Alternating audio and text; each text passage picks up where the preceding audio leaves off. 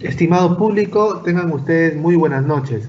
El Initel Uni le da la más cordial bienvenida a esta videoconferencia llamada Supervisión en la construcción de redes de planta externa por cables ópticos, que estará a cargo del ingeniero Robinson Calderón. A continuación, su hoja de vida. Profesional en telecomunicaciones en desarrollo de especificaciones de planificación, diseño, construcción y mantenimiento de redes de planta externa, de redes de par de cobre, redes coaxiales y redes ópticas, con 23 años de experiencia en la empresa Compañía Peruana de Teléfono. Les indicamos que 10 minutos antes de finalizar se procederá a realizar la ronda de preguntas, las cuales las puedes dejar en los comentarios. Ingeniero, ya puede iniciar su presentación. Ya, ok. Buenas noches. Vamos a ver hoy día el tema de lo que es la supervisión en la construcción de las redes de planta externa por cable de fibra óptica. Bueno, este es un producto,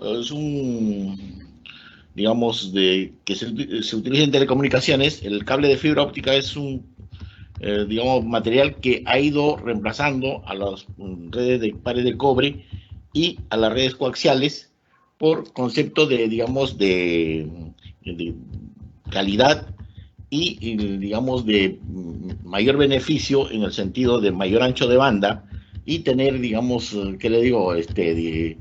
Instalaciones más largas. Inicialmente, digamos, tuvimos algunos problemas para empezar a desarrollar básicamente por el costo del producto.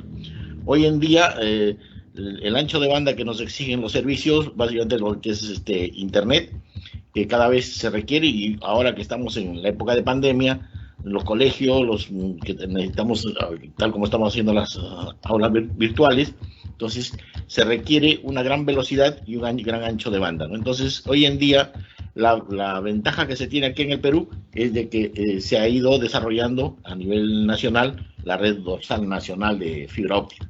Y eso ha permitido que, digamos, se mejore grandemente estos servicios. Y, lógicamente, para hacer estas redes, normalmente, digamos, hacemos una planificación de proyecto, tenemos que chequear, digamos, cómo se tienen que hacer las instalaciones, las medidas de seguridad, después vemos qué tipo de cables se tiene que utilizar en la red, y hay muchas opciones, ¿no?, de instalar cables aéreos, enterrados, las cajas de empalme o mufas que se van instalando en los distintos, digamos, empresas de operadores de servicios. Hay unos métodos de determinación y conectores por los tipos de servicios, que son, digamos, solamente son voz, datos, digamos, y lo que es televisión por cable. Y hay otras que se mezclan todos los servicios, ¿no? Entonces, para poder hacer una red de acuerdo a la necesidad de, ¿qué le digo?, de cada empresa, se genera un proceso de instalación diferente por la necesidad de o sea, por cada proyecto. Entonces tenemos que establecer, conocer primero qué es el cable, cómo funciona la fibra, cómo funciona la señal, y después, digamos, hacer toda la documentación que necesitamos para la supervisión y las pruebas que tenemos que ir realizando para tener en cuenta que esta red está bien instalada y va a dar los servicios que nosotros esperamos, ¿no? Por ejemplo, a qué velocidad va a trabajar, 2.5 gigas, 10 gigas, 40 gigas, y de acuerdo al proyecto que sea predeterminado, entonces nosotros dan la confirmación de que todo está ok. ¿Okay? Entonces, la fibra óptica trabaja en un ancho de espectro de una longitud de onda de 830 hasta nanómetros hasta 1550. Hay unas ventanas de trabajo y todo está en base a las leyes de refracción, ¿no? Entonces, acá lo que estamos trasladando es luz, ¿no? Ya, digamos, estamos reemplazando al electrón como transporte, pero el servicio final, digamos, del usuario de inyección y el otro extremo sigue siendo, digamos, electrones, ¿no? Hay una transformación de la red electrónica a una red óptica, y lo que nos estamos usando nosotros en este momento es, digamos, como medio de transporte, a excepción de que ya se está llegando a lo que son redes FTTH, donde casi ya la fibra está llegando hasta el usuario final, ¿no? Que ese es, digamos, eso va a ser la etapa final, o sea, digamos, el objetivo, que ya reemplazamos todo el sistema de transporte y comunicaciones hasta el equipo final. Hoy en día hay unos equipos que te aceptan una señal óptica. Entonces, ya pronto estaremos haciendo a esa etapa. Entonces, cuando nosotros vamos a hacer en este instante es el enlace de transporte, básicamente. No es el equipo, no es el medio que vamos a utilizar, pero tenemos que tener en cuenta que el cable que está instalado sea capaz de trabajar con todas esas opciones, ¿no? Digamos, punto a punto, punto multipunto, o digamos, la red es multipunto que estás llevando a varios usuarios, que es diferente, que digamos, inyectas distintos lambdas, 20 lambdas, 40 lambdas, 160 lambdas, para hacer el transporte a muchas operadoras.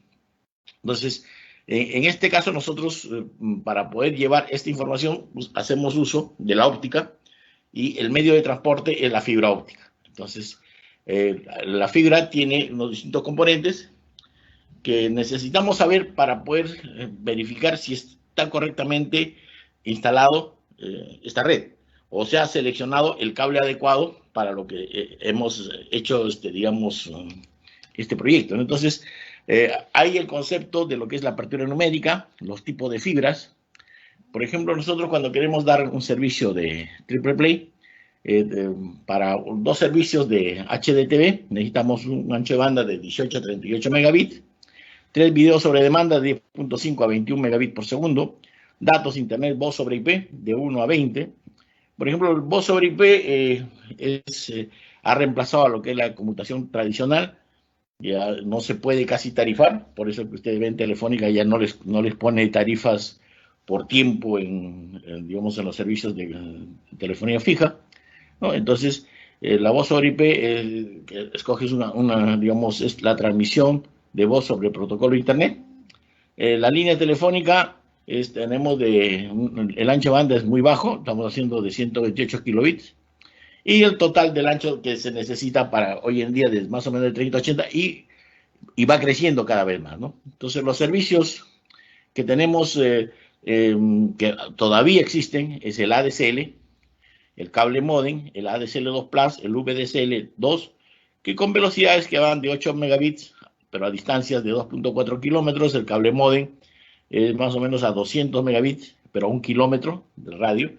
Lo que sucede es que ahí se usa la fibra como medio de transporte.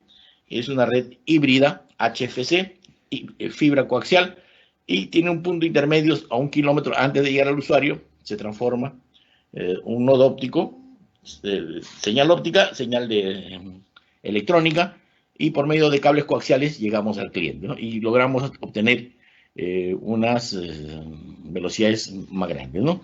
En ADSL2 Plus, que llegamos a 20, al VDSL 50, y hoy en día ya estamos dando los servicios FTTH.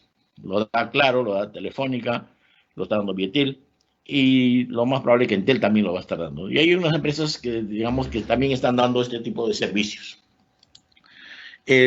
¿Cómo digamos, qué aspectos son importantes en la fibra, ¿no? La fibra, digamos, las características de cómo medirlas, que eso tenemos que conocerlo exactamente, hay dos factores importantes: la atenuación y la dispersión.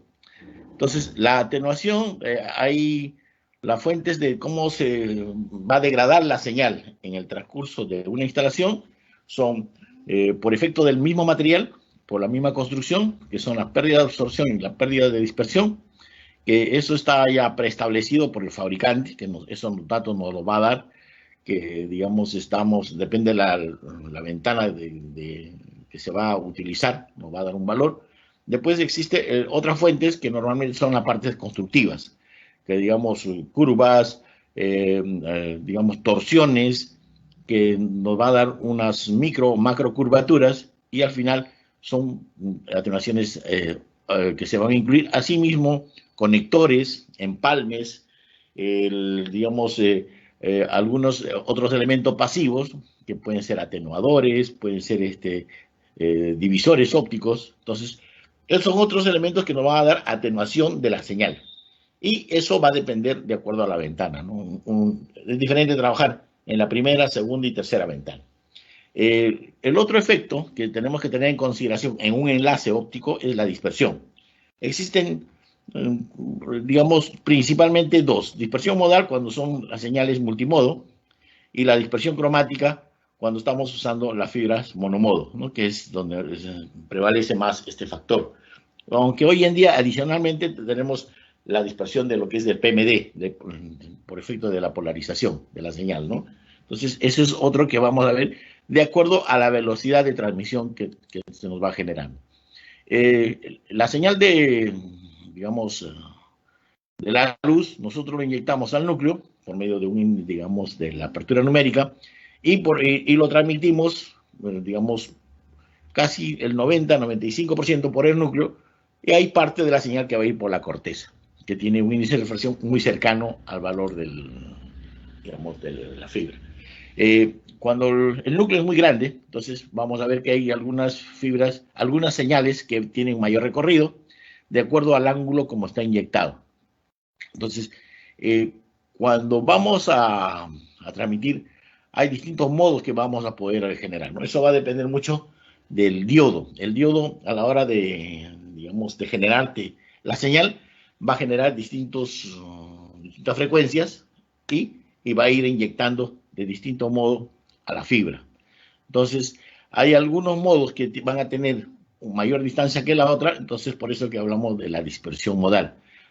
Básicamente es en el tiempo de recorrido de la señal de un inicio al extremo.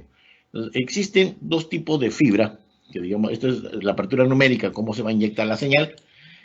Hay dos tipos, como le digo, el índice del núcleo, que puede ser de salto escalón, y el índice gradual. Básicamente esto es para las fibras multimodo, donde tenemos en el núcleo escalón la velocidad es uniforme en el núcleo, ¿no? Va en una especie de línea recta, y en el índice gradual va cambiando, digamos, la velocidad, porque el índice de refracción es una relación de la velocidad de la luz con respecto a la velocidad de la luz, perdón, la velocidad de la luz en el vacío con la velocidad de la luz en el medio donde se va a transportar la señal. Entonces, justamente al variar el índice de refracción es justamente esa relación, ¿no? El índice de refracción es velocidad de la luz sobre la velocidad del material de transporte. Entonces, tenemos que el núcleo tiene un valor mayor que el valor de la corteza, entonces hay una variación de velocidad al cambiar de un medio a otro. Entonces, y si vamos variando el índice para llegar al centro de la fibra, entonces tenemos distintos, digamos, velocidades a lo largo del núcleo. ¿Ok?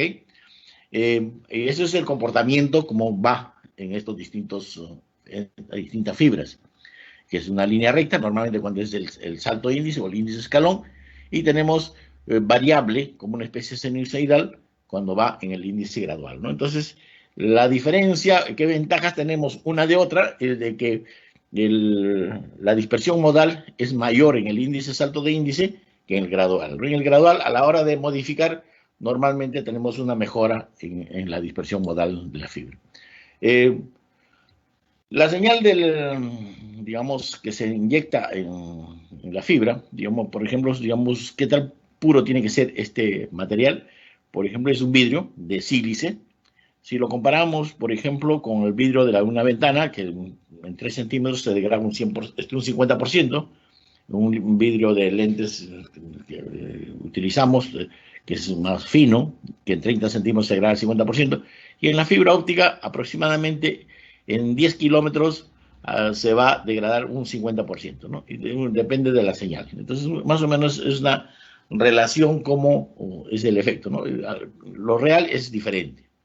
La ventaja que se tiene justamente es el reemplazo de los sistemas de telecomunicaciones, que se utilizaba cables de cobre, coaxiales. Entonces, para esta red, hoy en día están reemplazadas por la fibra. ¿Y qué ventaja se tiene? Mucho es el peso, el costo, ¿no? Digamos, un cable de 2.400 pares pesaba 8 kilos por metro, y, digamos, hacer su instalación era dificultoso, y hacer las conexiones, las instalaciones, digamos, hoy en día Lima tiene canalizaciones hechas por Telefónica y también Claro, pero muy poco, no tan a la capacidad de 2.400 pares. Lo que sí tiene es el coaxial, ¿no? Pero el coaxial es un solo hilo, un par de digamos, el hilo central y la cubierta, que es el otro elemento. La distancia se ha ido mejorando, ¿no? Digamos, para poder llevar la información de un punto entre otros puntos y lo más importante es la cantidad de información. Un hilo básicamente reemplaza hoy en día a un cable de 2.400 pares, ¿no? O sea, es justamente la migración de todos los sistemas de comunicaciones, o transmisiones, ha ido evolucionando, que hoy en día la fibra terrestre es lo que se está desarrollando más a nivel mundial. Nosotros somos un poquito atrasados, pero vamos, ¿no? Estamos yendo ya con la red dorsal que se hizo por el gobierno y la red, digamos, de acceso a los distritos, es una mejora que incluso justamente están comentando, estaba hablando la ministra, de que van a utilizar este tipo de red para dar los servicios a la parte de la educación, ¿no? Quieren generar a bajo costos a los profesores, entonces van a usar todo este tipo de red. Hoy en día el MTC tiene la red dorsal y otra empresa que también ha generado mucho esto ha sido Vietel, ¿no? Vietel, de una manera, para sus enlaces de telecomunicación, que es Vitel, su nombre comercial, de celulares, han instalado una red. Inicialmente una red poco, digamos, muy económica, su infraestructura, digamos, es muy ligera, que a exigencia de los propios municipios, que ese es otro aspecto que tenemos que tener en cuenta cuando se hace la supervisión, de que para poder hacer una instalación aérea subterránea hay muchos permisos que tenemos que requerir, ¿no? El permiso del municipio, del distrital, provincial, gobierno regional, el MTC y el Ministerio de Cultura, porque si estamos haciendo una instalación, estamos en una zona arqueológica, y aunque no necesariamente sea una zona arqueológica, no tenemos que tener digamos, un permiso, que es el CIRA, digamos, que diga que no vamos a hacer un agujero en una zona donde no exista ningún resto arqueológico, ¿no? Entonces, esos son permisos que hoy en día la supervisión tenemos que chequearlo, porque a la hora de sacar los costos van a depender mucho de estas, digamos, de estas etapas, ¿no? De por dónde se hacen las rutas de instalación. Muchas veces, digamos, cada distrito tiene un costo, ¿no? Cuando se hacen los diseños, dices, por ejemplo, yo sé que en San Isidro hoy en día no te permiten nada aéreo, te dice todo subterráneo, pero como sus pistas son nuevas no te dan permiso. Entonces, hay muchas cosas que van variando. Entonces, para poder solicitar instalaciones de fibra se llegaron a utilizar microductos.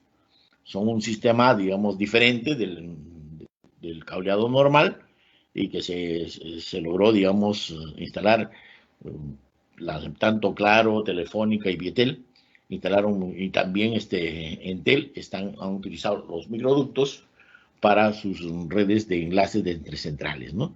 Y hoy día, como les digo, la fibra terrestre se ha incrementado tanto, lo que es el satélite ha sido casi reemplazado por el cable submarino. El cable submarino también ha crecido enormemente. En el Perú hay como 4 cables submarinos que están pasando. Una es propietaria Telefónica, una compartida con Entel, digamos, hay otra de Google, o sea, de Microsoft. Entonces, digamos, han bordeado la fibra a nivel mundial, que tal es así que, por ejemplo, la velocidad de la luz en la fibra, estamos hablando de 221.000 kilómetros por segundo, ¿no? Mientras que la luz, digamos, para poder llegar a la Tierra tiene el cuadrante, es 10.000 kilómetros, ¿no? ¿Se acuerdan? Y digamos, el perímetro de la circunferencia son 40.000 kilómetros. O sea que por la fibra nosotros en un segundo damos la vuelta 5 veces a la Tierra, ¿no? Lógicamente, el problema no es la fibra, el problema es cuando llega la señal, hay retardos que se tienen que acomodar, ¿no? Ustedes ya lo han visto a veces los partidos, cuando llega una señal abierta es diferente cuando es por medio de cable, porque hay que acomodar, ¿no? Porque el video llega más tarde que la voz, entonces hay unos retardos que acomodar. Entonces el equipo que va armando todo eso, nosotros escuchamos el partido después, gritaron gol por un lado y recién lo estamos viendo nosotros, ¿no? Entonces son efectos que no son inherentes en el medio de transporte, simplemente ese es el equipamiento que nos va a llevar. Como ahí le pongo, satélite, microondas, van a existir, pero ya como en parte de respaldo, no va a ser como elemento principal que antes era, ¿no? Antes una televisión por satélite, que era lo principal para ver un partido internacional, hoy en día ya no se usa eso. Lo que es el cable de cobre, lo más probable es que deba tener una vida útil no más de 20 años, cada vez más cerca al cliente. Igualmente el coaxial, ¿no? El coaxial ahora, digamos, de acuerdo a cómo se va a dar la fibra, va avanzando tanto al usuario, entonces va a ir cambiando. Entonces, nosotros, ¿qué fibras utilizamos? De acuerdo a los diseños de las redes, hay la fibra multimodo y la fibra monomodo. Las fibras multimodo son para redes muy cortas, donde hay dos tipos de fibras, el índice escalón de 50 micras y el de 62.5, que es de índice gradual, y se propaga en múltiples modos, ¿no? Cada una tomando diferentes caminos. Normalmente estamos hablando de acá la primera longitud de onda, la primera ventana conocida es la 850 nanómetros. La segunda ventana, cuando usamos fibra multimodo, es 1300 nanómetros. Pero cuando usamos una fibra monomodo, que es un solo modo de transmitir la señal, que es 1310 nanómetros. Básicamente, ¿por qué se usa 1310? El que justamente está en el umbral donde la dispersión es nula a esa longitud de onda, ¿no? Y la tercera ventana es de 1550 nanómetros. Cada uno tiene su razón de ser, ¿no? Digamos, normalmente antes de que salieran muchas tecnologías de empaquetamiento, la señal de datos se transmitía en la segunda ventana, 1310 nanómetros, que es más económica incluso los equipos. Pero que, digamos, tenías una atenuación de 0,4, más o menos de lo que da el estándar de la UIT, ¿no? La G652 normalmente te da un de 0,4 y a la tercera ventana de 0,20, ¿no? Digamos, de mejor, pero el equipo para transformar digamos, a esta longitud de onda es mucho más caro. Entonces, lo común, cuando es un enlace punto a punto, se trabaja en la segunda ventana, y cuando se trabaja video, normalmente se trabaja en 1550 nanómetros. Que tenemos una menor atenuación, o sea, con efecto de atenuación más largo, pero como efecto de dispersión vamos a tener, de acuerdo a la potencia que enviamos, hacer unas ciertas correcciones. ¿Okay? Entonces, las fibras que se van a utilizar dependiendo de la tecnología son, en telecomunicaciones se usa la fibra monomodo, en lo que es el cableado estructurado, lo que es Datacom, redes LAN, tenemos las fibras multimodo, y en la industria podemos usar de fibras de 100, de 140, 200 micras, que son para usos comerciales, que pueden ser, que no nos importan las distancias, control de equipos, digamos, de hornos, medicina. Entonces tienen otras características que otro uso, no directamente para las telecomunicaciones, pero nos va a dar un servicio, digamos, de llevar luz, láser, o sea, energía de un punto a otro punto. La fibra monomodo normalmente tiene el núcleo de 9 micras y lo podemos visualizar nosotros cuando estamos con un microscopio, podemos identificar si es multimodo o monomodo, y por la forma del que lo visualizamos en el microscopio vamos a ver si es de 50 o 62.5 micras, y cuando es el de monomodo lo vamos a ver muy pequeño, independientemente 652, de 653 o 655, el núcleo es muy reducido, muy pequeño, ¿no?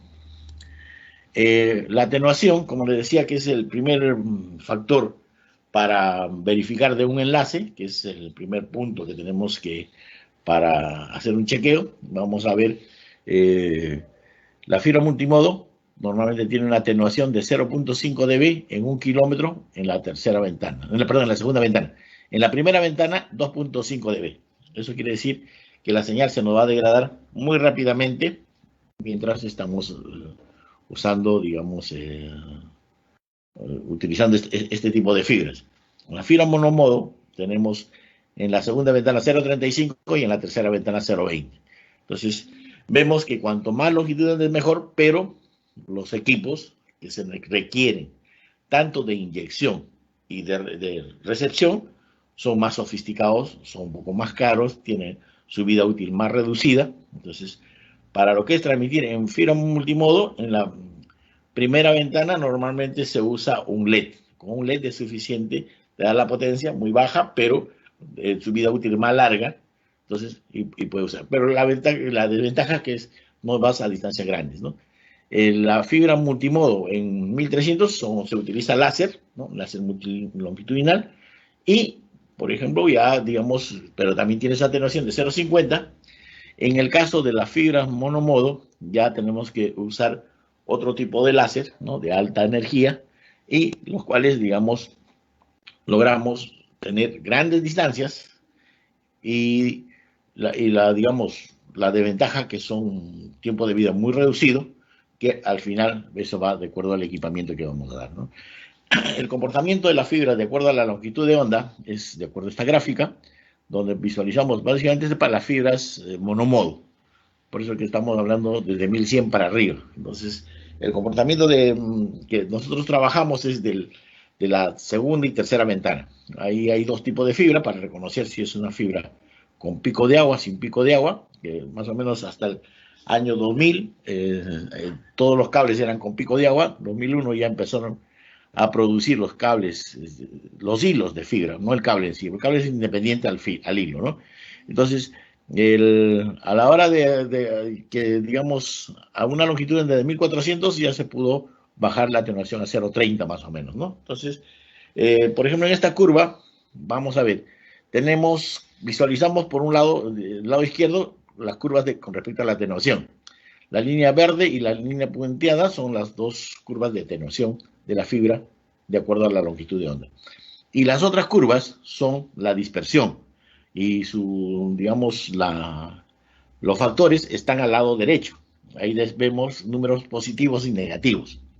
La dispersión significa cuando nosotros mandamos una señal que en el láser o el diodo tiene un ancho de banda. Ese ancho de banda se va a incrementar, ¿no? O disminuir. Si se incrementa cuando es positivo, disminuye cuando es negativo.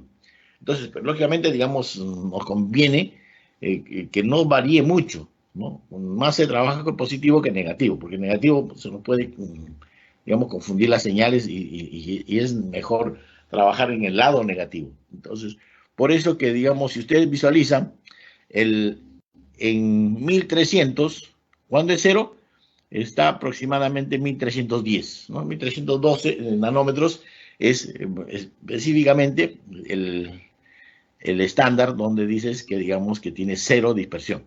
Entonces, ¿qué ventaja existe cuando estás transmitiendo datos ahí? Puedes transmitir 2.5 giga, 10 giga, 40 giga, 100 giga y no tienes problema.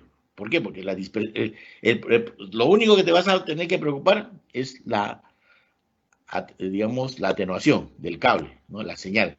Pero por efecto de dispersión no tienes nada que hacer. Entonces, pero si este cable, que es un cable G652, la curva, si lo trabajamos a la tercera ventana 1550, tenemos que un factor de corrección, ¿no? 1550, más o menos estamos hablando de 17 a 18 picosegundos por sobre nanómetro kilómetro, que es el efecto de la dispersión.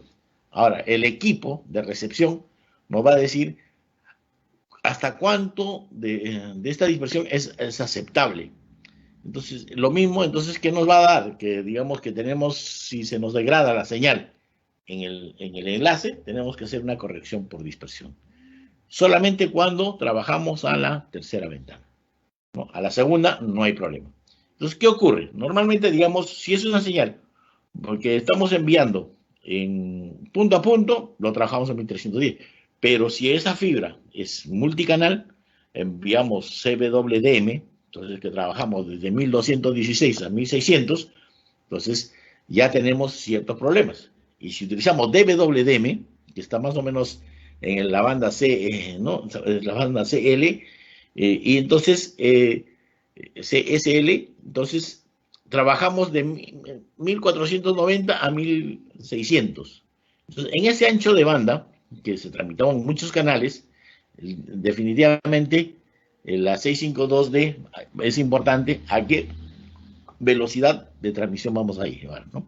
Si es en, ¿qué le digo? En 2.5 giga, si es 10 giga o si es 40 giga, ¿no? Entonces, hay esos efectos de corrección que tenemos que tener en cuenta cuando hacemos la señal.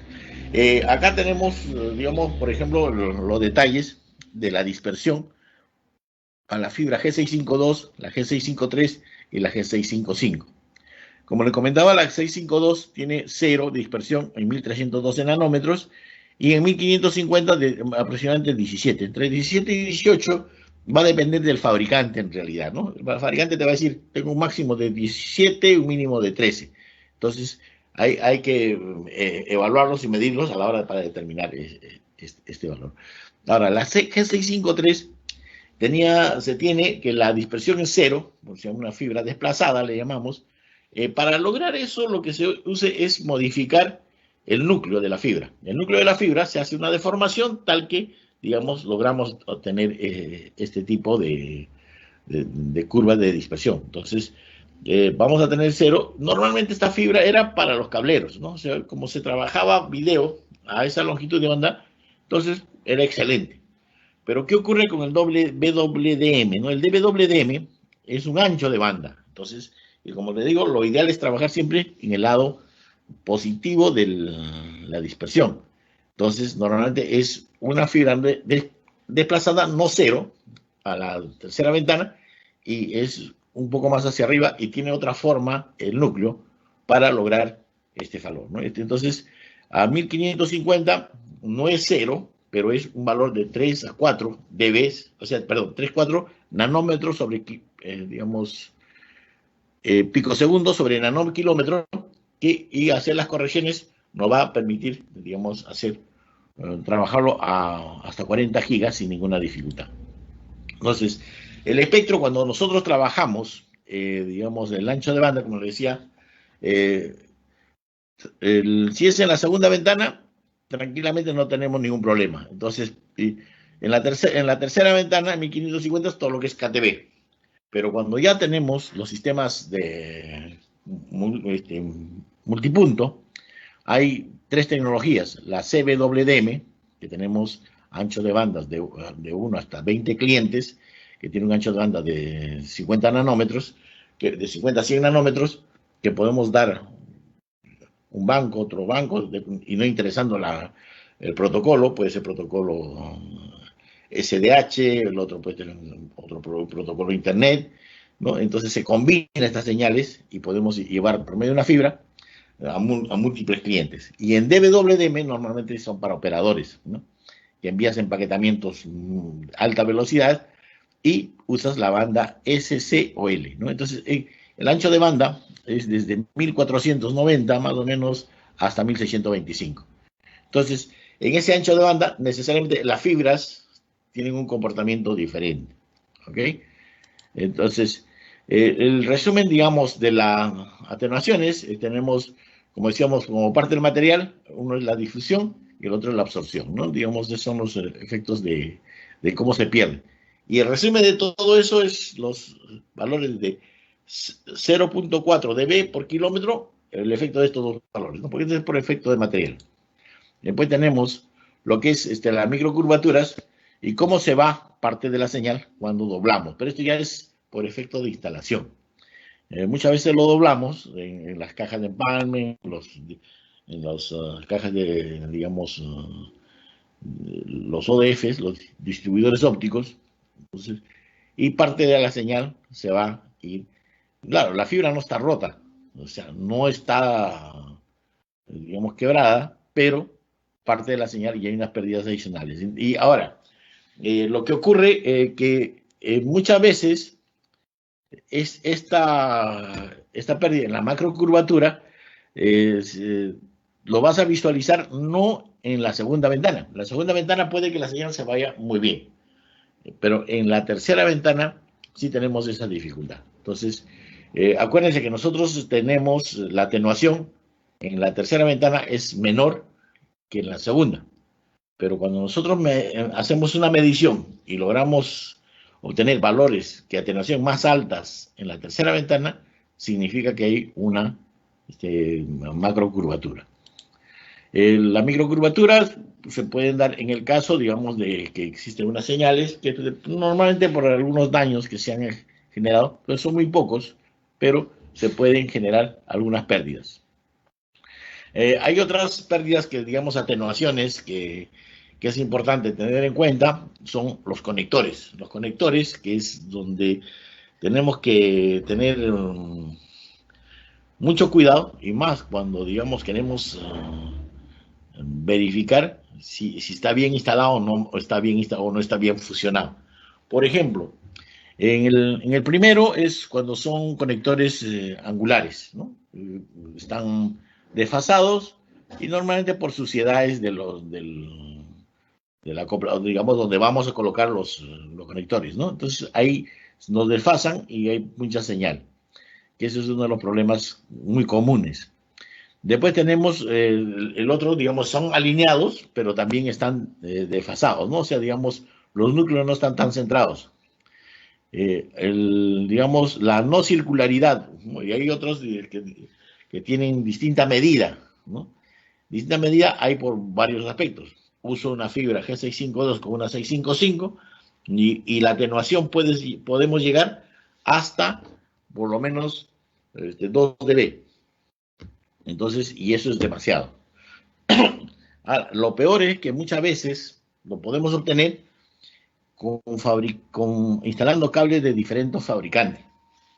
Entonces, eso hay que tener en cuenta, que digamos, para esto vamos a obtener, cuando medimos la atenuación, por un lado, nos va a dar, digamos, una ganancia. Por ejemplo, si en el gráfico tercero, que lo ven ustedes del lado derecho, si la señal viene de izquierda a la derecha, de la derecha a la izquierda, al final toda la señal va a estar dentro del núcleo. Entonces, supuestamente va a haber como una especie de ganancia.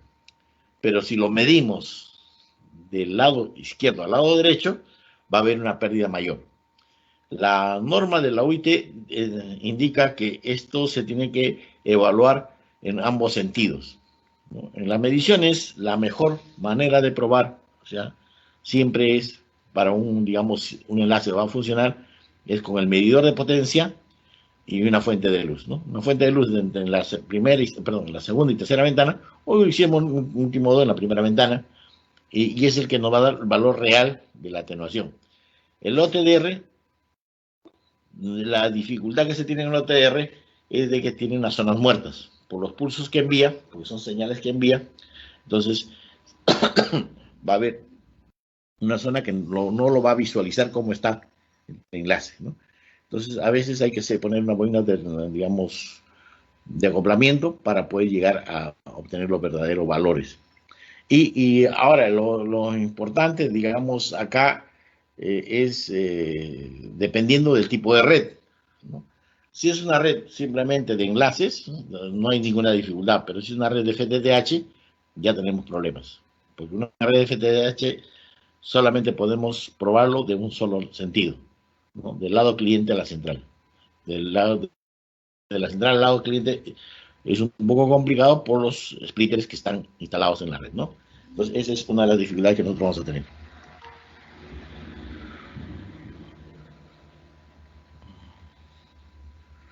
¿Qué pasó?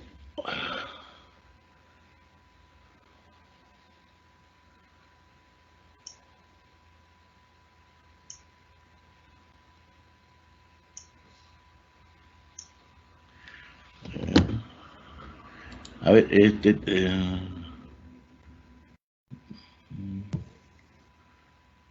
¿están visualizando? ¿O no se parece que hay? Está la misma diapositiva. Está en la No está. diapositiva. Sí. A ver, vamos me parece que hay un millar directo. Vamos a ver cómo lo solucionamos esto.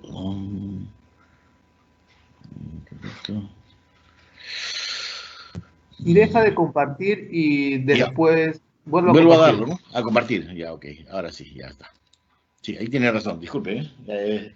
Ese es los sistemas de sobresaturación, en el momento donde todo el mundo se conecta y tenemos estos problemas. Bueno, este es el resumen de todos los factores de la alteración, ¿no? Digamos, por efecto de la fibra, de las microcurvaturas, macrocurvaturas, impurezas, conectores, empalmes, fusiones. Vamos a tener un resumen de todos los efectos de la. Acá podemos mostrar las ventanas ópticas. La primera ventana solamente por los cables multimodo. La segunda ventana es 1310 nanómetros. La tercera ventana es 1550. La cuarta ventana es 1390, que normalmente se ha dado, digamos, porque ya el pico de agua se ha evitado. Para esto son las fibras, solamente las fibras G652C y D tienen esta posibilidad. Ya porque el mismo estándar de la UIT lo exige, ¿no? Pero las A y B todavía tienen ese efecto, ¿no? De que no se pueden usar en la. Ahora, ¿qué nos restringe? Nos restringe cuando son fibras que están, digamos, para dar multiservicio. Hay un ancho de banda que no se puede usar, pero sí podemos usar DWDM, podemos usar GPON, o sea, sí se puede usar, ¿no? Porque lo que sí vamos a tener que escoger una longitud de onda tanto para lo que es transmisión de subida y bajada y para lo que es el video no hay ningún problema porque sigue teniendo su atenuación más baja en 1550 nanómetros. Un factor importante para lo que es los señales de fibra es la reflectancia. La reflectancia es, digamos, como ¿no? es lo que tenemos que medir, porque eso es de acuerdo a cómo se va, te acepta un equipo, ¿no? Hay un valor de reflectancia que tenemos que visualizarlo y eso lo vamos a medir con el OTDR. El OTDR es cuánta señal reflejada va a regresar lo ideal es que sea lo menor posible. Entonces, como estos normalmente lo vemos en miliwatt, el valor, digamos, absoluto debe ser el mayor valor. ¿Qué significa? Como es menos, normalmente es negativo. ¿Okay?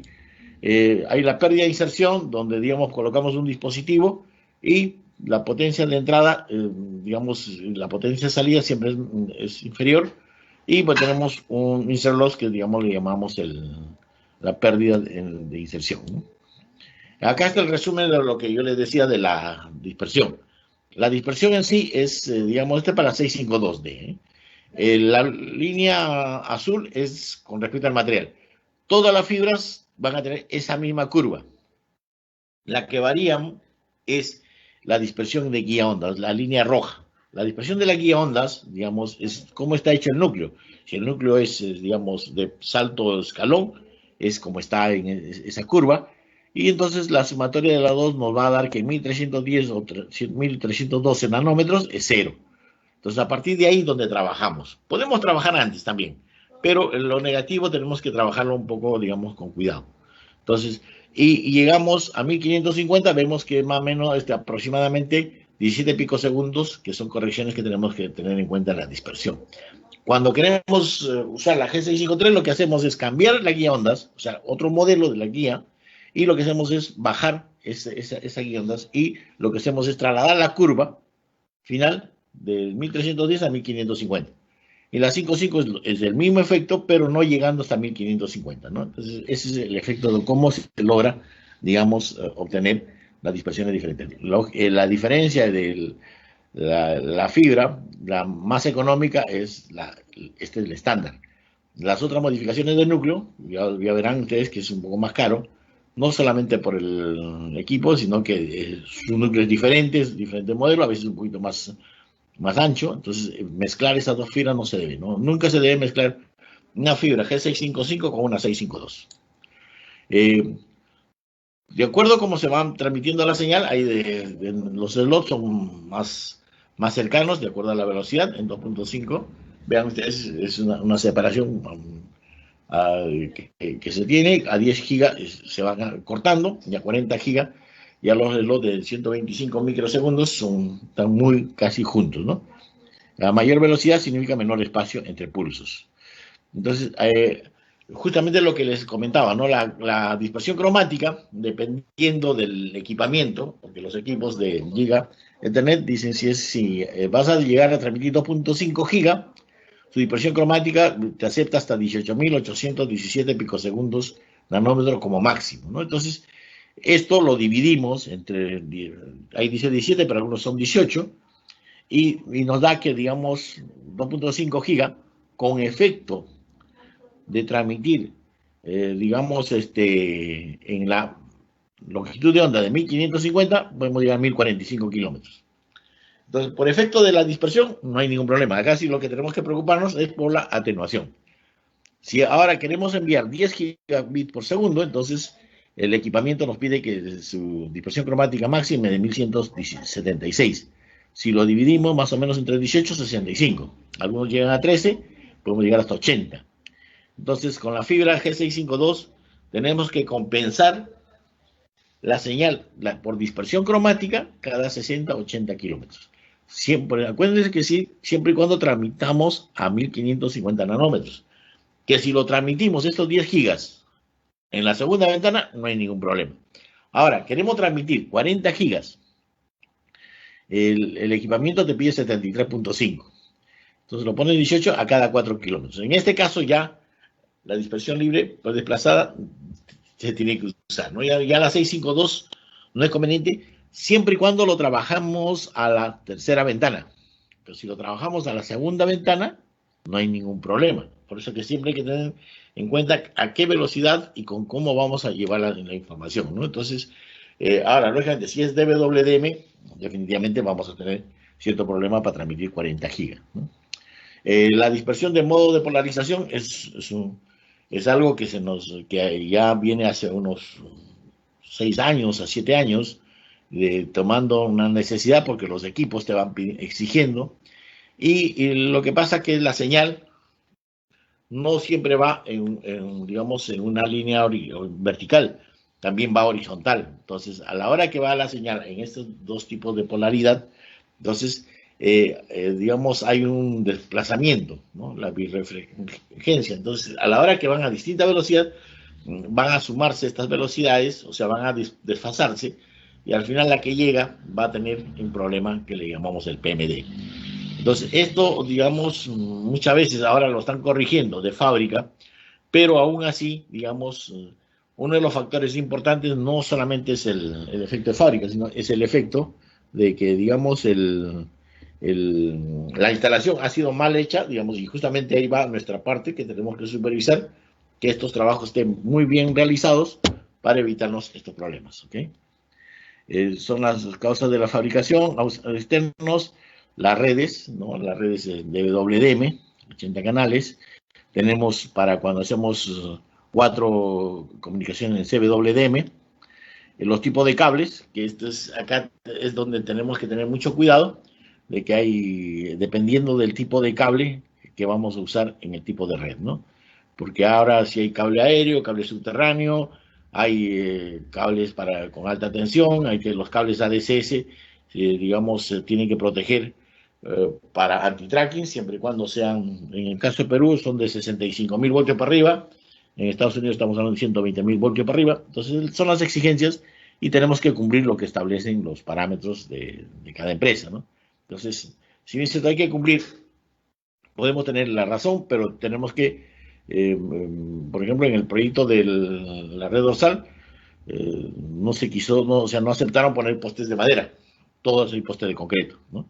Y por ahí alguna vez aceptaron postes de fibra, pero ya digamos, las resistencias son muy similares, ¿no?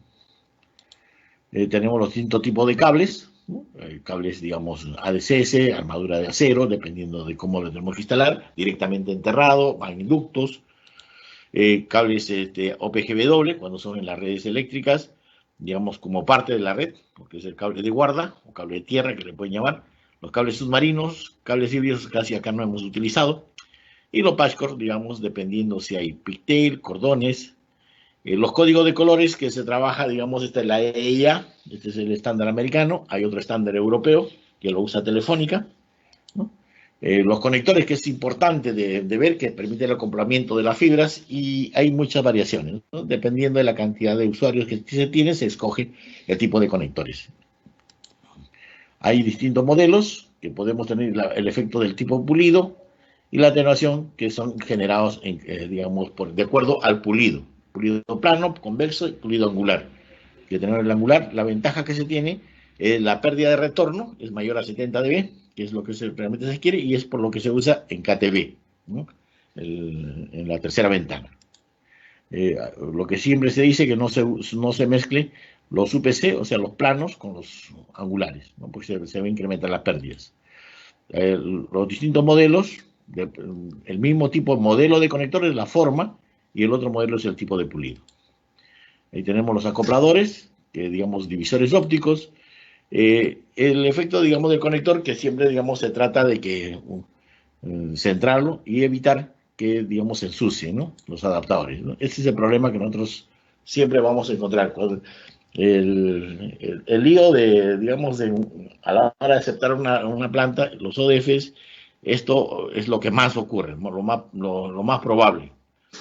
Que la férrula esté sucia, pero está sucia porque alguien lo agarró, o sea, digamos, con la grasa humana, entonces, digamos, te genera una costra, y al final, acuérdense que nosotros transmitimos luz, y el núcleo son 9 micras, eso que nos puede deformar la posición, ¿no? Una arenilla, un polvillo, también nos va a generar este tipo de problemas. Hay distintos tipos de gabinetes, hay de pared, hay digamos, de rack, dependiendo de cómo se quiere hacer, ¿no? Y de acuerdo a la capacidad de fibras que tenemos que instalar. Las cajas de empalme, dependiendo de las empresas, hay tipo domo, cajas en línea, ¿no? Cajas de entrada y salida. Hoy en día, que estamos hablando del FTTH, tienen otros modelos que acepten los divisores ópticos, y la macrocurvatura, ¿no? Entonces, la macrocurvatura, que se va a generar solamente para, digamos, lo vamos a visualizar en la tercera ventana. Las instalaciones de los cables subterráneos es como lo tenemos que ver, que tiene que hacerse una correcta instalación, y, digamos, los cables aéreos que tenemos que, digamos, a la hora que guiamos, tenemos que darle una forma de 8 a la hora que compensemos la tensión. Y, digamos, para la reserva que necesitamos nosotros a la hora que vamos a hacer una instalación, y eso es porque tenemos que colocar en una posición de empalme, ¿no? Ese es el aspecto el concepto de la reserva. La reserva es de que podemos llevar la caja de empalme a un área donde podemos trabajarlo para fusionarlo o hacer las pruebas. Hoy en día, y eso por ese motivo que se decía 20 metros, 30 metros, porque de acuerdo a esta necesidad. Hoy en día las empalmadoras, las fusionadoras, lo podemos hacer en el poste, y sin una dificultad vamos a tener, digamos, estos enlaces, ¿no? Disculpe, que creo que nos quedamos en tiempo. Ángel. Todavía tenemos tiempo. Ok, ya, vale. Entonces tenemos la instalación de cables aéreos, digamos, la secuencia que podemos ir instalando. Normalmente, bueno, hay una guía, y hay un porta, digamos, bobina, o sea,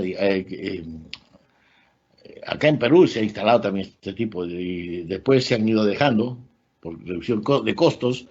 Por ejemplo, cuando hagamos los tendidos en cables ADSS, ¿no?, que la guías y tienes que tener un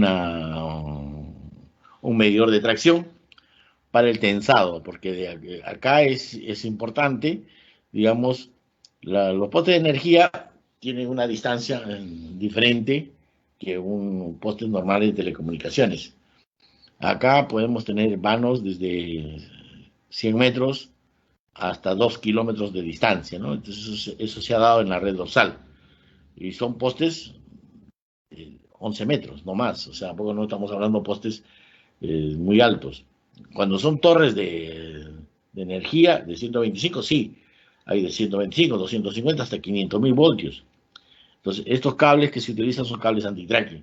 Ahí sí hay que tener mucho cuidado a observar cuando se instalan los preformados. Los preformados es importante que hay que instalarlos que sean uniformes, digamos, no tengan mucho desfase en los extremos, y instalar las corona coil, o son unas bobinas que se colocan para disipar energía, y digamos, el otro elemento importante son los amortiguadores que tenemos que visualizar, porque hay un estándar dependiendo del fabricante y dependiendo de la empresa que va, digamos, a hacer la instalación, tiene sus estándares, ¿no? Entonces, hay varios modelos que son muy pegados a los postes, otros que se instalan distribuidos proporcionalmente, que me parece que es el mejor, pero muchas veces cuando van a instalar los amortiguadores ya está el cable instalado. Entonces ahí no nos queda más remedio que dejarlos en intermedio. Pero que de instalarlos se tienen que instalar todos. ¿Okay? Otro punto importante en este aspecto son las distancias de seguridad, ¿no? La distancia de seguridad, que eso es una exigencia de lo que son las normas del Código Nacional de Electricidad, y que nos establece, digamos, de acuerdo a qué separación. No es porque vayan a afectar a la fibra. La fibra es independiente, o sea, no tiene ningún factor. Incluso lo podemos pasar muy pegado. Acuérdense que la fibra en el cable de guarda está a 10 centímetros del menos, ¿no? 3, 4 centímetros del núcleo, donde va a pasar una tensión muy alta, pero, digamos, se hace, digamos, acá se utiliza, el código dice, se trabaja como si fuera un cable de cobre, ¿no? Que usamos de telecomunicación. Y entonces se pide, digamos, 60 centímetros, cable de baja, 1,20 m de media y 1,80 m de media casi alta, ¿no? De alta, digamos, incluso hasta 10 metros de separación, ¿no? Cuando llegamos de 60 para arriba, 10 metros de separación, y normalmente en las torres de energía podemos hacer este tipo de separación, ¿no? Las características de los cables ADSS siempre es importante tener en cuenta, digamos, los factores que son el diámetro del cable, peso del cable, el máximo span y la flecha mínima que te permite, ¿no? Entonces, con esos factores nosotros podemos ver, por ejemplo, en este caso es un fabricante que nos dice que, digamos, que puede trabajar a una velocidad máxima de 60 kilómetros por hora, y un espesor de hielo de 10 milímetros.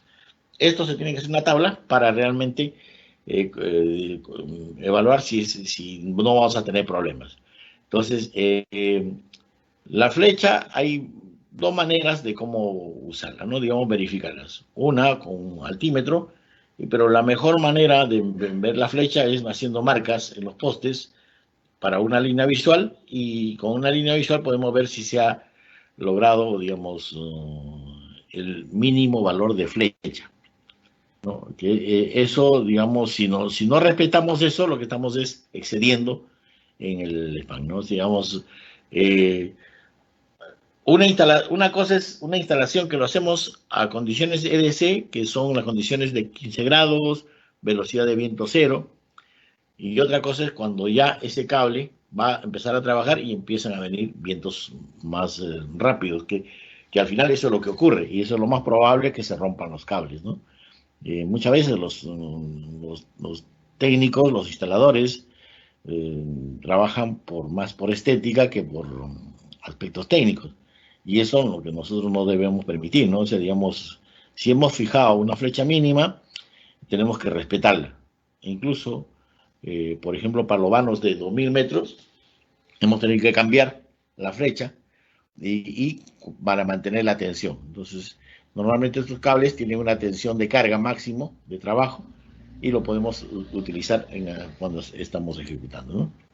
La función de los empalmes, que es importante, tener los equipos de medición, ¿no? El microscopio, que es importante para hacer localizador de falla, las microcurvaturas, el medidor de potencia, ¿no? Es la fuente de luz que puede tener de primera, segunda. Entonces, la diferencia de esta fuente de luz con el medidor de potencia, ¿no? Es que son los dos efectos, que es la manera más segura de que que va a decirnos que si una red puede funcionar o no va a funcionar. A diferencia del OTDR. El OTDR lo que nos da es todos los eventos, ¿no? O sea, es diferente. Mientras que esto nos da el valor real de lo que va a ocurrir de un punto a otro punto, digamos, de la atenuación exacta que es lo que se va a obtener, porque normalmente incluso la OIT recomienda este sistema, que es lo más práctico, pero, claro, necesitas dos personas, ¿no? Uno en cada extremo, uno que va a inyectar una información y el otro que lo va a recibir. En el caso del OTDR, que necesita es con una sola persona, pero te tienes que, de todas maneras hay que hacer la evaluación de un lado un sentido y el otro sentido, ¿no? Y aquí está, digamos, los efectos que se hacen en la medición. Digamos, hay una medida de referencia, hay varios casos que se pueden realizar para medir, hacer una medición de una potencia, ¿no? La pérdida de atenuación, potencia entrada muy fácilmente, porque al comienzo hacemos un valor de referencia y la fuente de luz que va a inyectarse, ¿no? Donde, digamos, te va dando un valor y determinamos la pérdida. Y nos va a dar la pérdida de inserción de 0.75. En el caso, cuando son fibras multimodo, usamos un mandril para poder evaluar estos enlaces. Hay teléfonos ópticos. ¿Cuándo se utiliza eso? Cuando la red ¿qué le digo? La red de celular no funciona, entonces estos teléfonos ópticos nos sirven para poder hacer el control, digamos, hay métodos de empalme, conector, empalme mecánico, el empalme por fusión, ¿no? El empalme es, digamos, los tres modelos que podemos instalar. ¿No? El de fusión necesitas la herramienta. El valor va desde 0.02 a 0.1 dB. Los empalmes mecánicos son utilizados más por mantenimiento o para los casos de, digamos, del FTTH directamente. Ángel, ¿qué tiempo más tenemos? Bueno, sí, todavía tenemos un poquito más de tiempo, no hay problema. Ok, no hay problema. Entonces, el empalme por conector, sí, la atenuación es mayor, ¿no? Porque que es un punto, normalmente, digamos, por nosotros quisiéramos tener varios puntos de prueba, pero acuérdense que, mire, estamos teniendo de 1 dB a 1.5 dB, entonces, que al final es un conector, pero suman los dos, de 2 a 3 dB. ¿Y qué significa 2, 3 dB? Si hablamos 3 dB, es un equivalente, si lo haces con el cable, en la segunda ventana, que es 0.2 por kilómetro, estamos hablando de 10 kilómetros de cable, ¿no? Entonces, lo ideal es buscar la menor cantidad de fusiones y menor cantidad de conectores, ¿no? Ahora, hay una evaluación de, digamos, qué tipo de fusión. Hoy en día hay muy buenas fusionadoras, dependiendo, lógicamente, de los enlaces, ¿no? ¿Qué distancia es el enlace? Un enlace, digamos, de la red dorsal sí era muy importante tener el mejor equipo. Para una red de FTTH a veces ya no es tanto, porque incluso, digamos, están saliendo no sé, señales, digamos, divisores desbalanceados que nos permiten, digamos, ya no utilizar fusiones, todo preconectorizado. Son modelos que se tienen, ¿no? Entonces ahí tenemos los problemas que vamos a tener en las fusiones y las posibles fallas que vamos a tener. Normalmente se usan cajas de empalme horizontales o tipo domo, y a la fusión normalmente tenemos que usar un manguito termocontraíble que hay de varias dimensiones, porque las bandejas hay de distintos tamaños. De acuerdo al fabricante, nos va a decir el tipo de fabricante. Ahora, las herramientas que necesitamos para el pelado, esto sí es obligatorio exigir, cuando vamos a supervisar a las contratas, de que deben tener sus herramientas. No estas, pero sí muy parecidas, ¿no? Y tienen que estar calibradas, porque, digamos, lo que si no se tiene, digamos, removedor de cubierta, cortadora de fibra, peladora de fibra, digamos, cortadora de mini tubos, o sea, del mini tubo, entonces, para hacer sangrado. Entonces, si no se tiene estos elementos, estamos hablando de un elemento un poco más delicado. Entonces, esto es importante, ¿ok? Bueno, este es una empalmadora de fusión, bueno, puede ser semitón, puede ser cualquiera, ¿no? Y son, digamos, las características que debemos tener como una fusionadora, ¿no? Entonces, la forma como trabaja la empalmadora, ¿no? Se va acomodando y al final nos va a dar una cantidad de empalmes. La cortadora de fibra, la cortadora de, bueno, este también es Sumitomo, puede haber otra marca, Fujikura también es muy buena, ¿no? El OTDR, el más común es el EFO, que es, ahora hay otra JDSU, hay el Fluke, ¿no? Entonces cada vez están reduciéndose. Ahora en los OTRs hay para 30 kilómetros, 60 kilómetros, 120 kilómetros. Este es el tipo de planta, hay otro tipo de OTDR que es de tipo modular, que son para controlar, digamos, las redes permanentemente, ¿no? Lo que usa el OTDR básicamente es una señal tipo radar, que manda una señal de luz que va y refleja, y entonces eso nos va a dar un esquema, diagrama, digamos, de cómo va el acoplamiento. Y de acuerdo digamos, al tiempo de retorno, nos vamos a tener esta gráfica, ¿no? En los pulsos se encuentran los eventos reflectivos, Fresnel, y los de dispersión Rayleigh. El Fresnel es el efecto que es de salto, ¿no? ¿Qué significa ese salto? Que ha cambiado de medio, que ha cambiado del medio de la fibra al medio del aire. Entonces la velocidad al variar, entonces tienen ese efecto.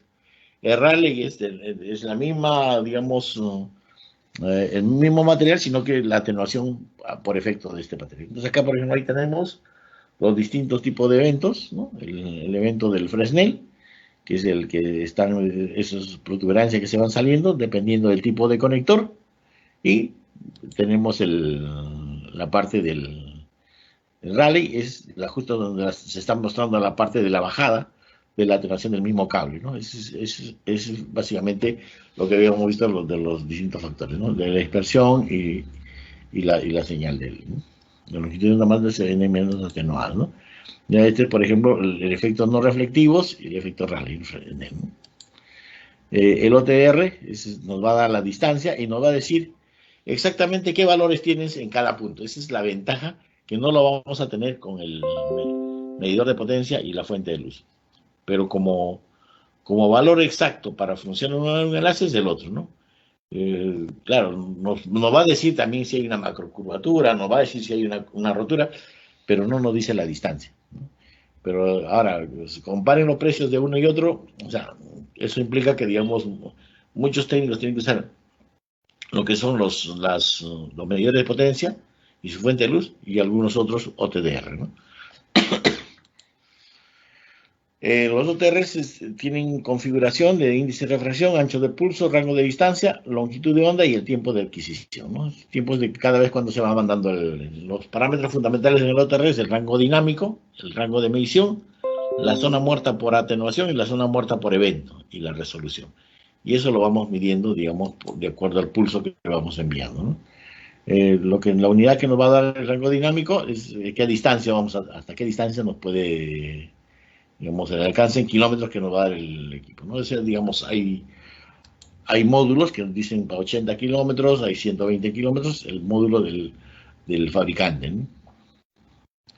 El ancho de pulso, la longitud de la onda, por eso que a veces cuando decía el índice el nivel de la reflexión, pero tenemos que tener en cuenta que hay una cosa importante, que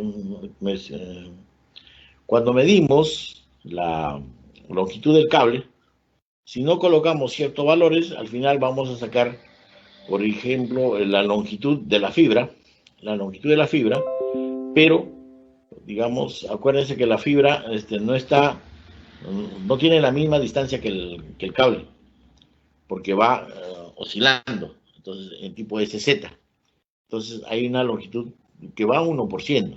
Claro, el 1% uno dirá, no es nada, pero si en 6 kilómetros, 1% son 60 metros, ¿no? Entonces, esos 60 metros, algunas personas pueden decir, oye, está mal. No, lo que pasa es que hay que entender, y eso, digamos, es un factor Helix, ¿no? Que ese factor Helix te lo da el fabricante y tú tienes que ponerlo al OTDR para que te dé exactamente la distancia, ¿no? Por ejemplo, de las zonas muertas de evento, cuando no se puede visualizar, entonces se va cambiando el pulso y o digamos, y para que te vaya detectando las incidencias, ¿no? Por ejemplo, de acuerdo al modelo del OTDR, que a diámetro no se visualiza, otro que sí se visualiza, ¿no? Hay uno que se pierde, o sea, el conector, digamos, absorbe la de la fusión y te da la sumatoria de los dos, o sea, de las dos pérdidas, ¿no? Pero cuando tú lo vas cambiando otro tipo de, digamos, de velocidad, puedes identificarlo, ¿no? Entonces, perdón, el ancho utilizado, ¿no? La resolución, el rango de distancia seleccionada, el tiempo de respuesta. Todo esto va, digamos, eso es lo que tenemos que tener en claro, es el índice de refracción de la fibra, que es diferente entre fabricantes de fibra, o sea, no de cable, fibra.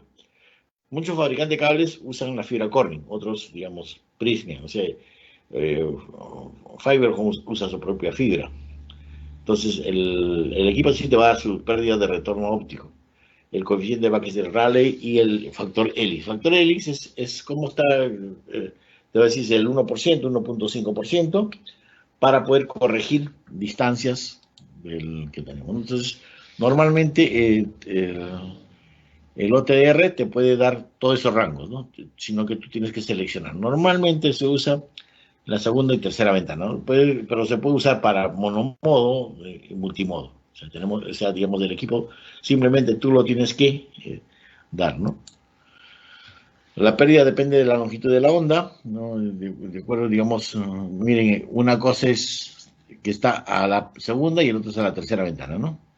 Y acá vemos que hay una atenuación muy grande, y esto que implica que es una macrocurvatura, que no se va a visualizar en la segunda, pero sí se visualiza en la tercera, ¿no? Es lo que a veces se da, ¿no? Es una macrocurvatura y entonces normalmente nos vamos a dar cuenta.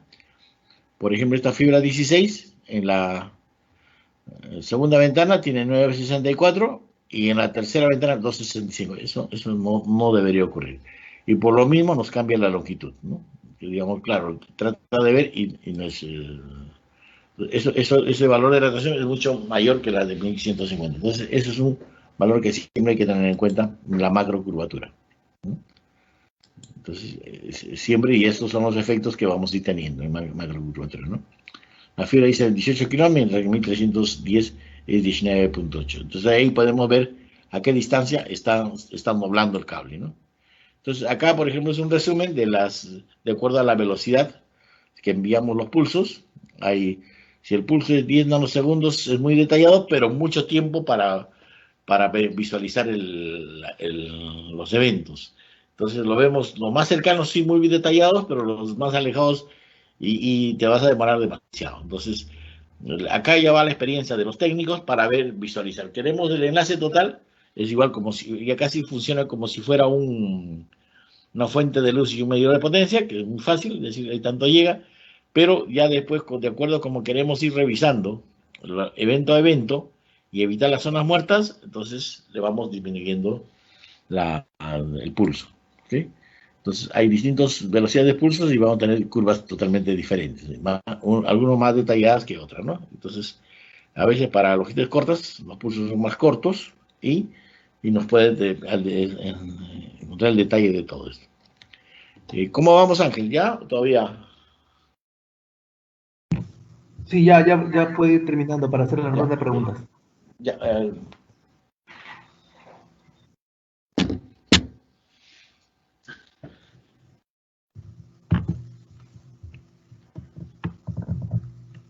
Muchas gracias por su presentación. A partir de estos momentos empieza la rueda de preguntas. Pero antes, les recordamos que el curso virtual relacionado con esta videoconferencia es Redes de Planta Externa por Cables Ópticos, inicio miércoles 16 de septiembre, y también el curso Instalador de Fibra Óptica con inicio el martes 22 de septiembre. Disponibilidad de la plataforma 24/7 durante el desarrollo del curso, sesiones en vivo de acuerdo al cronograma. Consultas ipretel@inictel-mediouni.edu.pe o informes@inictel-mediouni.edu.pe o directamente en la página de Facebook de Capacita Inictel Uni. Muy bien, ingeniero. La primera pregunta. ¿Puede explicar el término tracking? Ok. El término tracking es ¿cómo se llama? Que la superficie de la cubierta, digamos, no es muy lisa, o sea, digamos, para poder lograr que, digamos, los elementos que hay en el ambiente, digamos, impurezas, ¿no? La contaminación, existen partículas que se adhieren a la superficie ¿qué le digo? A la superficie del cable. Entonces, es un material que, digamos, va absorbiendo y esos elementos metálicos que por la inducción del cable van a generar unos centellos. Y esos centellos van a dañar la cubierta. No a la fibra, pero la cubierta sí. Entonces, y al final eso es un perjuicio. Entonces, para eso se le adiciona unos elementos, unos compuestos que le llaman el anti-tracking, ¿no? O sea, digamos, el tracking es eso, esa generación de centellos, ¿no? Que se van generando a lo largo, en el inicio donde están los preformados y por la fase intermedia por la humedad y estas partículas y las zonas secas y se van generando estos centellos. ¿Y cómo se evita? Por otro material en la cubierta que lo hace demasiado liso, o sea, digamos, va a evitar estos elementos o lo va a reducir altamente para que no exista este efecto, ¿no? Por eso que le llaman anti-tracking. Otra pregunta. ¿Cuál es la máxima distancia de instalación para los cables multimodo y monomodo? A ver, todo va a depender de la velocidad, ¿no? Digamos, hay velocidades que, si la velocidad estamos hablando de 500, digamos, megas, podemos llegar a 2 kilómetros en el multimodo, pues si es 100, o sea, digamos, todo va a depender, el límite normalmente que se ha dado a la multimodo es 2 kilómetros. Lógicamente estamos hablando de 200 megas, no llegamos a un giga. Entonces, queremos a veces, y para eso usamos, depende el tipo de fibra. La fibra, digamos, el tipo gradual, y usamos láser para poder mandar esa señal, ¿no? Lo máximo que se llega es a un giga, pero a distancias muy cortas, de 500 metros. Y ahora, en la monomodo es diferente, ¿no? La monomodo, la distancia, como le digo, va a depender mucho del enlace, ¿no? Digamos, si es la segunda o la tercera ventana. Otra pregunta. ¿Se pueden hacer mediciones con OTDR a una red GPON? Sí, sí, o sea, la medición es a una red GPON sí se puede hacer con un OTDR, pero esto solamente se hace del lado cliente a la central. En el sentido inverso no se puede. Otra pregunta. ¿Cuándo se usa la bobina de lanzamiento en la medición? Eso se usa cuando tenemos, no podemos visualizar los extremos. Normalmente se usa la bobina de lanzamiento al inicio y final del enlace. ¿Para qué? Para que, digamos, conociendo, pues, digamos, la bobina que puede tener 500 o 1000 metros, de ahí de 300 también, digamos, no es, digamos, para nosotros relevante cómo se va a comportar en el OTR, y lo que nos interesa es visualizar el primer conector y el último conector. Por ese motivo se utiliza la bobina del lanzamiento. ¿Qué pruebas se realizan para garantizar que la red cumpla con todos los estándares de diseño? A ver, normalmente, digamos, medimos la atenuación, ¿no? Medimos la pérdida de retorno y, y medimos, digamos, que es lo principal. Ahora, la dispersión cromática, eso básicamente es otro equipo, es de acuerdo a la velocidad, a partir de 10 gigas para arriba, tenemos que usar, y también el PMD cuando es de 40 para arriba, de 40 gigas para arriba.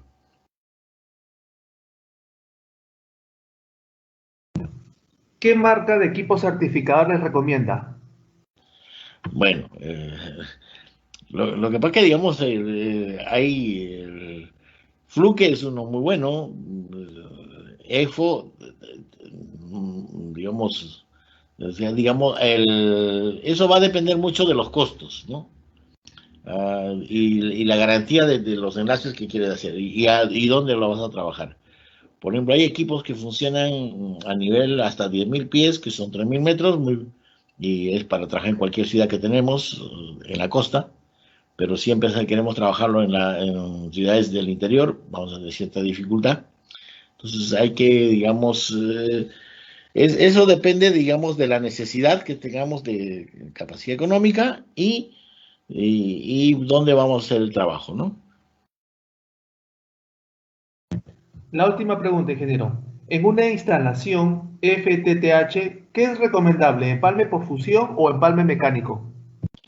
Vamos a ver. Lo ideal sería todo fusión, pero el problema es que no se tiene tantas fusionadoras. Acuérdense que es llegar a todos los clientes.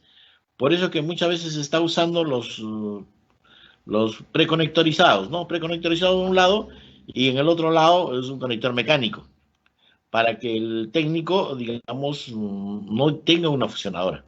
Claro, si todos tuvieran su fusionadora sería excelente. Tal vez con el tiempo que empiecen a disminuir los precios de las fusionadoras puede que se utilicen.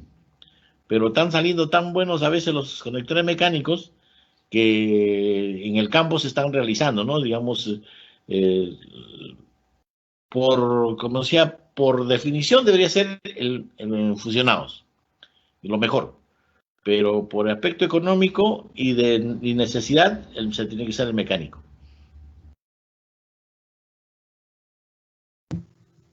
Les recordamos que el curso virtual relacionado con esta videoconferencia es Redes de Planta Externa por Cables Ópticos, inicio miércoles 16 de septiembre. También el curso Instalador de Fibra Óptica con inicio martes 22 de septiembre. La disponibilidad de la plataforma es 24/7 durante el desarrollo del curso, sesiones de video en vivo, de acuerdo al cronograma, consultas ipretel@inictel-mediouni.edu.pe o informes@inictel-mediouni.edu.pe o directamente en el Facebook Capacita Inictel. Agradecemos al expositor por sus aportes en esta videoconferencia y a todos ustedes por su participación. Ingeniero, ¿algunas palabras de despedida? Bueno, hoy en día la parte de la tecnología de fibra está avanzando grandemente. Hay muchos cambios, mejoras. Empezamos con fibra punto a punto, ya hay la fibra punto multipunto, tenemos la red GPON. Ahora estamos empezando con 32 canales, 64 canales, que es el GPON 1, que estamos hablando de 2.5 gigas. Y después llegaremos al GPON 2, que son 10 gigas, y el GPON 3, que es 40 gigas, ¿no? Hay gente que digamos, esto va a generarse constantemente muchos cambios y hay que estar actualizándose permanentemente. Muchísimas gracias a todos los participantes. Hasta pronto y muy buenas noches. ¿Ok?